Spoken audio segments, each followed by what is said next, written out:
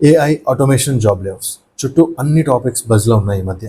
ఈ బజ్ మధ్యన ప్రతి స్టూడెంట్కి ఒక క్వశ్చన్: ఏం నేర్చుకోవాలి, ఎక్కడ స్టార్ట్ చేయాలి, ఫ్యూచర్ని ఎలా సెక్యూర్ చేసుకోవాలి? కన్ఫ్యూజన్ ఎక్కువ, క్లారిటీ తక్కువ. నేను Ram Sandeep, founder of skill IQ academy. నేను కార్పొరేట్లో పనిచేయలేదు, but I been working as a full time freelancer for the past 6 years. నేను రియల్ క్లయింట్స్తో రియల్ ప్రాజెక్ట్స్ మీద పనిచేశాను. I design products, I develop websites, and I also had the pressure of dead lines.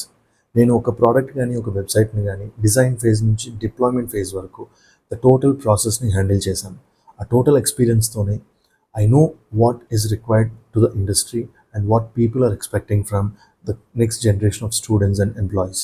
So ఆ knowledge నేను share చేయడం కోసం అని చెప్పి స్కిల్ ఐక్యూ అకాడమీ అనేది స్టార్ట్ చేశాను.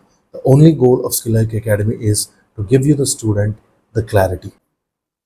ఇక్కడ ఈ ఛానల్లో you learn about product design, no-code tools, front-end web development, and data analytics with respect to product design. అంటే యూజర్ ఎక్స్పీరియన్స్లో డేటా అనలిటిక్స్ అనేది ఎక్కడ ఇంక్లూడ్ అవుతుందో ఆ పోర్షన్ చుట్టూ మీరు డేటా అనలిటిక్స్ అనేది దాని గురించి ఇన్ఫర్మేషన్ ఇవ్వడం జరుగుతుంది.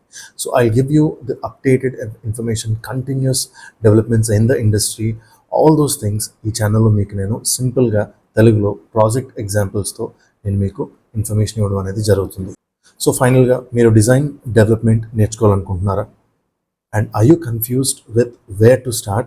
Even I started my design and development career with the same confusion. కానీ ఒకసారి ఒక డైరెక్షన్ దొరికిన తర్వాత ఎవ్రీథింగ్ చేంజ్. ఇక్కడ మీకు ఆ డైరెక్షన్ని ప్రొవైడ్ చేయడమే నా అకాడమీ అండ్ ఈ ఛానల్ తాలూకా మెయిన్ గోల్. ఈ ఛానల్లో ఎవ్రీ వీడియో ఒక step forward and every skill ఒక కొత్త డోర్ ఓపెన్ చేస్తుంది. So why wait? Please do subscribe to our channel and support us and get all the latest information regarding product design, no-code tools, web development, and data analytics with respect to user experience.